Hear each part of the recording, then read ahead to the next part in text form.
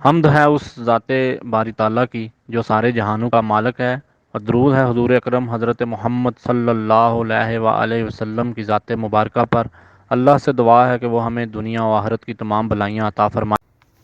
بسم اللہ الرحمن الرحیم۔ السلام علیکم۔ آج 10 اپریل ہے اور سوموار کا دن ہے، 19 رمضان المبارک ہے۔ آج بات کریں گے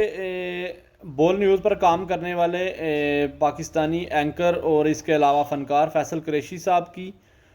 سوشل میڈیا پر گستاخی کرنے والوں کے حوالے سے بات کرتے ہوئے انہوں نے بول نیوز پر رمضان ٹرانسمیشن میں بات کرتے ہوئے کہا کہ جو سوشل میڈیا پر گستاخیاں ہو رہی ہیں یہ بڑا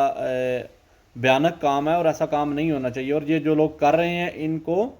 قرار واقعی سزا دینی چاہیے۔ اس کے علاوہ یعنی کہ آپ یہی سمجھے کہ انہوں نے حضور اکرم حضرت محمد صلی اللہ علیہ وآلہ وسلم کی ناموس کی بات کی ہے، آپ کی عزت کی بات کی ہے، اور آپ کی عزت بڑی ایک جرأت مندانہ طریقے سے کی ہے۔ اس بات کرنے کے بعد تمام تر لبرلز اور وہ جو گستاخ ہیں اور قادیانی ہیں، بے غیرت ترین انسان ہیں، انہوں نے ان کو دھمکیاں دینی شروع کر دی اور ان کو برا بھلا کہنا شروع کر دیا، ان کو گالیاں دینی شروع کر دی، اور یہ کہا کہ آپ کے اوپر آپ کو شرم آنی چاہیے، شیم آن یو، واٹ دس طرح کا، اور بھی بہت سارے جو الفاظ ہیں ان کو کہنے شروع کر دیے۔ اور یہ تمام تر لبرل طبقہ یہ بات بڑا کان کھول کر سن لے کہ ناموس رسالت پر بات ہوگی، ختم نبوت پر بات ہوگی، اور بڑی ڈنکے کی چوٹ پر ہوگی، اور ہر مسلمان کرے گا، اور اس سے کوئی فرق نہیں پڑتا کہ کوئی کیا کرتا ہے، لیکن جب حضور اکرم حضرت محمد صلی اللہ علیہ وسلم کی عزت کی بات کرتا ہے تو ہمارے لیے وہ بڑا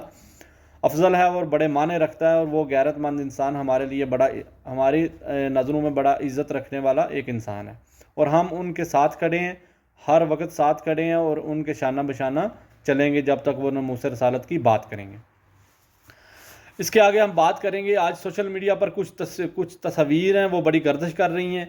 جس میں اسلامی امارات افغانستان کے فوجی اہلکار بچوں کو پین بانٹ رہے ہیں، یعنی کہ تعلیم کی روشنی کو پروموٹ کر رہے ہیں اور اپنے ملک کے بچوں کو تعلیم حاصل کرنے کی ترغیب دے رہے ہیں، ان کی حوصلہ افزائی کر رہے ہیں، ان کے حوصلے بڑھا رہے ہیں، اور ان کو اپنے وطن کے لیے اور اپنے کل کے لیے تعلیم حاصل کرنے کی طرف دھکیل رہے ہیں، ان کو رستہ دکھا رہے ہیں، اور ان کو آگے جانے کے لیے مدد کر رہے ہیں۔ یہ تصویریں بہت سارے لبرلز اور مغربی دنیا کے پالے ہوئے نمائندوں اور اس کے علاوہ مغرب کے منہ پر بڑا ایک زوردار تماچا ہے، جو دن رات اسلامی نظام، اسلام، مسلمانوں کو بدنام کرنے کی ناکام کوشش میں لگے رہتے ہیں۔ پچھلے دنوں میں اسلامی امارات افغانستان کی حکومت کی طرف سے، ان کے حکام کی طرف سے خواتین کے لیے، خواتین کی تعلیم کے لیے کچھ پابندیاں لگائی گئی، جن کا مقصد اسلامی قوانین کے مطابق، شرعی نظام کے مطابق اداروں کو بنانا اور وہاں پر خواتین کے لیے ایسے حالات پیدا کرنا کہ وہ بڑے ایک احسن طریقے سے تعلیم حاصل کر سکیں، جس بات کو ان لبرل اور مغربی نمائندوں نے بڑا اچھالا اور اسلامی امارات افغانستان کو بدنام کرنے کی کوشش کی۔ ان کا ایک بڑا ایک غلط سا رخ، بڑی غلط سی تصویر دنیا کے سامنے لانے کی کوشش کی، جو کہ ناکام ہو گئی۔ ان کو انتہا پسند اور اسلامی امارات افغانستان کی حکومت کو بدنام کرنے کی ناکام کوشش کی۔ اسلامی امارات افغانستان کے نمائندوں کی طرف سے یہ عمل ثابت کرتا ہے کہ وہ اپنی عوام کو تعلیم کی روشنی سے منور کرنا چاہتے ہیں اور اسلامی قوانین کے مطابق تمام تر شہریوں کو حقوق فراہم کرنا چاہتے ہیں۔ لبرلز نہ تو اس پر بولے ہیں اور نہ بولیں گے، بلکہ ان کے منہ پر ایک ایسا چپ کا تالا لگ گیا ہے کہ جو اتنی جلدی نہیں کھلے گا، اور وہ اب اس کو بھی بدنام کرنے کی کوشش کریں گے، لیکن ایسا نہیں ہوگا۔ اسلام ہمیشہ اپنی طاقت کے ساتھ ابھرتا ہی رہے گا۔ آگے بات کریں گے اسلامی امارات افغانستان کی وزارت دفاع کی بڑی کامیابیاں۔ اسلامی امارات افغانستان کی وزارت دفاع نے بتایا کہ پچھلے ایک سال میں منسٹری کے ڈیفنس بریگیڈ ورکشاپس میں ہزاروں کی تعداد سے ملٹری گاڑیوں کی مرمت کی گئی۔ یہ وہ گاڑیاں ہیں جو کہ امریکہ، نیٹو، رشیا وہاں پر لے کے آیا تھا افغانستان پر قبضہ کرنے کے لیے، لیکن انہیں منہ کی کھانی پڑی، وہ بھاگ گئے۔ حکام نے بتایا کہ منسٹری کے حکام نے بتایا کہ وزارت دفاع کے احکام کی خاص توجہ اور ڈیفنس بریگیڈ کمانڈ کی ذمہ دار ٹیم نے انتھک محنت کر کے ہزاروں کی تعداد میں اس ملٹری گاڑیوں کو استعمال کے قابل بنایا ہے، اور اس میں ملٹری ٹرک، بختر بند گاڑیاں، ملٹری ایمبولینسز، رینجرز، بسیں، tank, loader, heavy loader trucks, small trucks, tankers اور کچھ دوسری مختلف طرز کی فوجی گاڑیاں شامل ہیں، اور انہوں نے کہا کہ ہم ان گاڑیوں کو بوقت ضرورت استعمال کریں گے۔ ابھی ہم نے ان کو صحیح کر دیا اور یہ ہمارے اثاثوں میں شامل ہیں۔ اس کے علاوہ منسٹری نے بتایا کہ 313 سینٹرل آرمی کارپس نے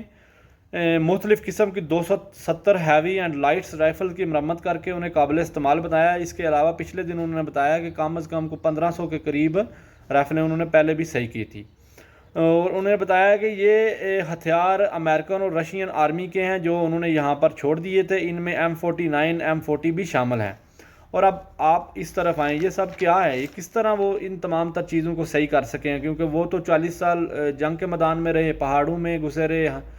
سرنگوں میں بیٹھے رہے، پہاڑوں کے اندر موجود جو ہوتی ہیں، اور غاروں میں انہوں نے زندگیاں گزاری، لیکن یہ سب کچھ کیسے ہو سکا؟ یہ سب کچھ اسلام کی برکت ہے، یہ سب کچھ اسلامی نظام کی ثمر ہے، یہ اسلامی نظام کا پھل ہے جو اب اسلامی امارات افغانستان کی شکل میں افغانستان کے لوگ